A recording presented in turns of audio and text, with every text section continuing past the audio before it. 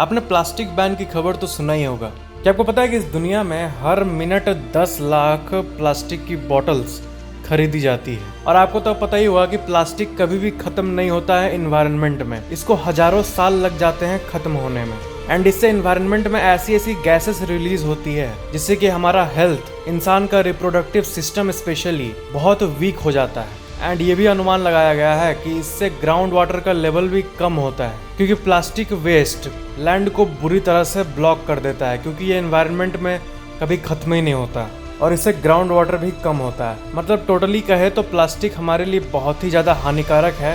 And इसीलिए सरकार ने ऐसी कदम उठाई और प्लास्टिक को बैन कर दिया। सिंगल यूज प्लास्टिक को स्पेशली सिंगल यूज प्लास्टिक को बैन कर दिया, जैसे कि प्लास्टिक की बोतल और बाकी ऐसे प्लास्टिक के आइटम जिसको हम लोग एक बार यूज करके फेंक देते हैं, जिसका एफिशिएंटली यूज हो ही नहीं पाता। यूज बहुत कम देरी तक होता है, बट उससे जो नेगेटिव इफेक्ट निकलती है वो कुछ ज़्यादा ही देरी तक होती है। तो ये काफ़ी अच्छा स्टेप है सरकार का मेरे हिसाब से। एंड शायद आप भी इसको सपोर्ट करते होगे। अब बढ़ते हैं अगली खबर पे। आपको पता है एग्रीकल्चर सेक्टर में ड्रोन का बहुत अच्छे से इस्तेमाल किया जा रहा है। एक स्विस एग्रोकेमिकल कंपनी है सिंजेंटा, और वो 10,000 किलोमीटर का ड्रोन यात्रा शुरू करने वाली है बहुत सारे फार्म्स में, जहाँ पे फार्मर्स को एडुकेट किया जाएगा पेस्टिसाइड्स को कैसे स्प्रे करे ड्रोन की मदद से। ये फिल्मी से जो कॉन्सेप्ट है ना कि मैनुअली जो है खाद को ना डाल के ड्रोन से डाले, ये बहुत तेजी से फैल रही है और सारे फार्मर्स इसके बारे में अवेयर हो रहे हैं, जो कि बहुत अच्छी बात है। और इससे फार्मर्स बहुत जल्दी ग्रो करेंगे। और ये जो कंपनी ने लॉन्च किया है, ये नेक्स्ट 10,000 किलोमीटर का यात्रा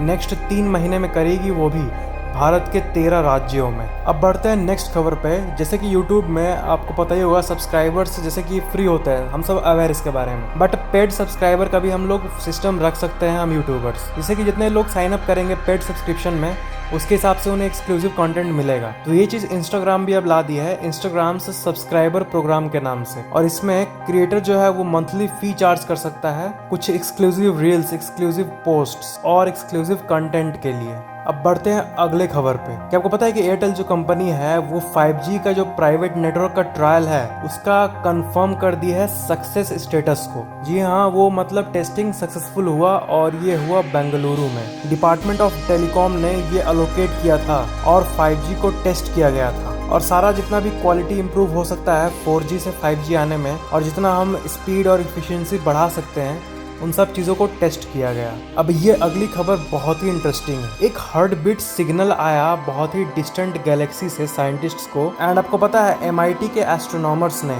MIT मतलब मैसाचुसेट्स इंस्टीट्यूट ऑफ टेक्नोलॉजी, वहाँ के एस्ट्रोनॉमर्स ने एक सिग्नल को डिटेक्ट किया जिसको फास्ट रेडियो बर्स्ट कहते हैं, FRB। और ये जो रेडियो बर्स्ट है वो क्या होता है कि टिपिकली बहुत जगह से आता है और कुछ मिली सेकेंड्स के लिए होता है। वो टिपिकल जो आता है आते रहता है सालों भर में कई बार। बट अभी एक ऐसा FRB आया एक दूसरे गैलेक्सी से, अननोन गैलेक्सी से, जो कि 3 सेकेंड्स तक था। मतलब टिपिकली मिली सेकेंड में आता है एंड ये 3 सेकेंड तक रहा। ये आज तक का सबसे बड़ा FRB है, फास्ट रेडियो बर्स्ट। अब बढ़ते हैं अगली खबर पे। क्या है कि देखो बहुत लोग कंट्रीज मूव करने का सोचते हैं, जैसे कि एक कंट्री से दूसरे कंट्री में जाने का सोचते हैं जहाँ पे अच्छी सुविधाएं और सर्विसेज हो। तो एक सर्वे किया गया था एक्सपर्ट्रेट नेटवर्किंग ऑर्गेनाइजेशन इंटरनेशनल द्वारा, और उसमें 52 कंट्रीज का सर्वे किया गया था। एंड न्यूजीलैंड जो है उस सर्वे के हिसाब से सबसे वर्स्ट परफॉर्म किया in terms of personal finance, health और वेल बींग, ये सब को देखते हुए, जो कि बहुत ही अजीब बात है। मतलब इससे क्या होगा, ये जब पब्लिश हुआ ये बात, इसके बाद क्या होगा कि न्यूजीलैंड में बहुत कम ही लोग जाएंगे। अब बढ़ते अगली खबर पे। आपको तो पता ही होगा कि एलोन मस्क ने ट्विटर को खरीदना चाहा था एंड बहुत सारा डील एग्रीमेंट वगैरह हो गया था। But at last Elon Musk ने मना कर दिया, क्योंकि उन्होंने कंपनी से पूछा कि भाई ट्विटर आपके प्लेटफॉर्म पे ठीक है जेन्युइन लोग तो है, एक्चुअल लोग तो है, वो तो सबको पता है, बहुत फेमस बात है, लेकिन जितने आपके यूजर्स हैं जो कि आप डेटा डिस्प्ले करते हो कि हमारे इतने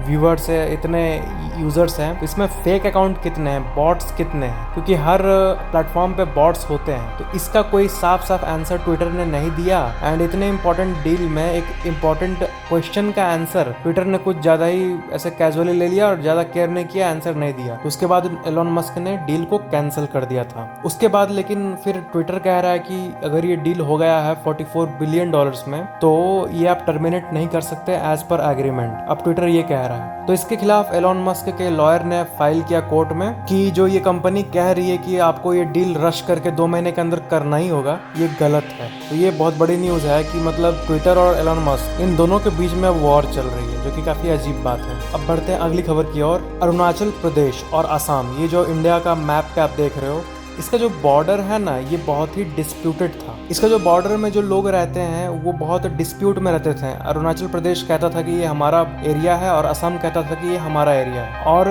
7 डेकेड बाउंड्री डिस्प्यूट इसको कहते हैं, मतलब 70 साल से ज्यादा पुराना ये डिस्प्यूट था। क्या हुआ कि एक डिक्लेरेशन साइन हुआ दोनों सीएम के बीच में, पेमा खंडू और हेमंत बिस्वा शर्मा दोनों ने साइन किया। और जो 804 किलोमीटर लंबा जो बाउंड्री है इसका अरुणाचल प्रदेश और असम का, वो बॉर्डर डिस्प्यूट फाइनली सॉल्व हो गया, ताकि जो इलीगल लैंड इनरोचमेंट हो रहा था और जो लड़ाई झगड़ा हो रहा था कि कौन किसका जमीन है, ये सॉल्व हो पाया। एंड फाइनली ये कहा जा रहा है कि जब साइन हो गया, जिसको कहते हैं नामसाई डिक्लेरेशन, तो अब ये सॉल्व हो चुका है। आपको पता है कि ऐसा पहली बार हो रहा है कि डॉलर और रुपीस का जो डिफरेंस है वो इतना ज्यादा हो गया है कि 79.88 तक को ये छूट दिया है। मतलब ऑलमोस्ट 80 रुपए, मतलब एक यूएसडी इक्वल टू 80 रुपए, ऐसा इतिहास में पहली बार होने जा रहा है। एंड आरबीआई इसको सॉल्व करने के लिए बहुत कुछ कर रही है ताकि ये 80 को एटलीस्ट ना छुए।